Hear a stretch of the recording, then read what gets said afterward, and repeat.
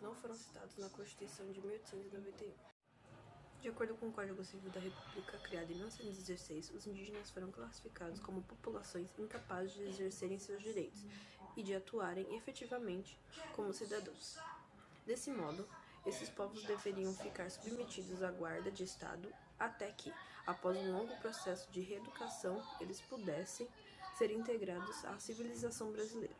Indígenas não tinham direito à atuação e representação em votações e decisões, nem mesmo em questões envolvendo suas próprias terras. Os povos indígenas não eram aceitos em suas diferenças, eram vistos de forma similar e sua pluralidade cultural não era valorizada. Eles ainda sofrem em 2021 com todos os tipos de violação de seus direitos.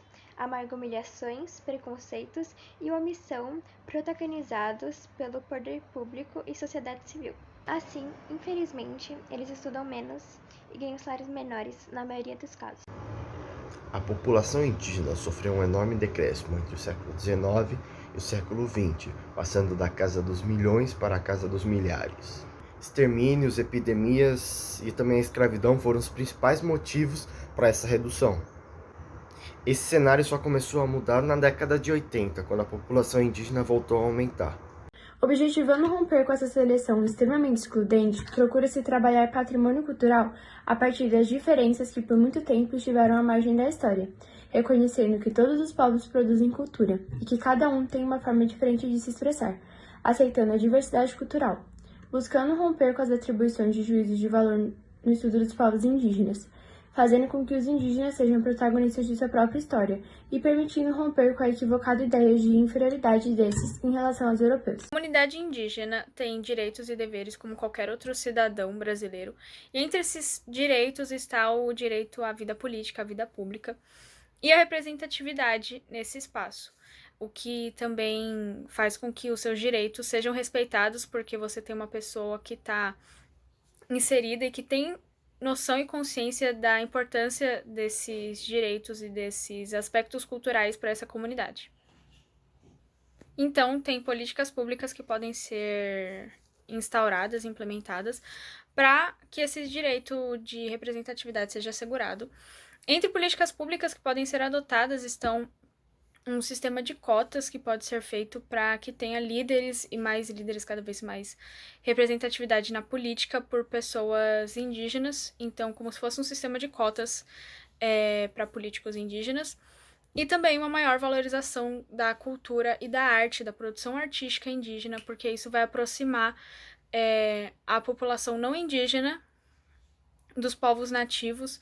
E essa valorização ela deve partir principalmente do Ministério da Cultura, do Ministério da Educação. O presente trabalho discute as políticas públicas que asseguram processos de ensino e aprendizagem diferenciados para a educação escolar indígena e para o ensino superior indígena. Duas vertentes políticas foram adotadas pelo Estado na aplicabilidade da legislação educacional aos indígenas no processo educacional brasileiro.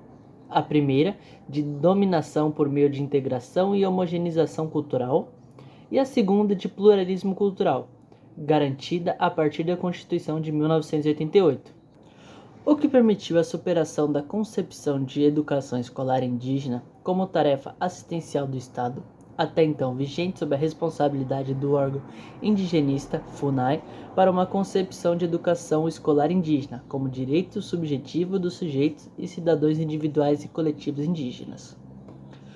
Houve aumento no acesso ao ensino escolar e superior por indígenas, fomentando por várias medidas tomadas pelos governos, como a criação de cursos específicos de formação superior para professores indígenas, o programa Universidade para Todos, a Lei das Cotas, o programa Bolsa Permanência, dentre outras.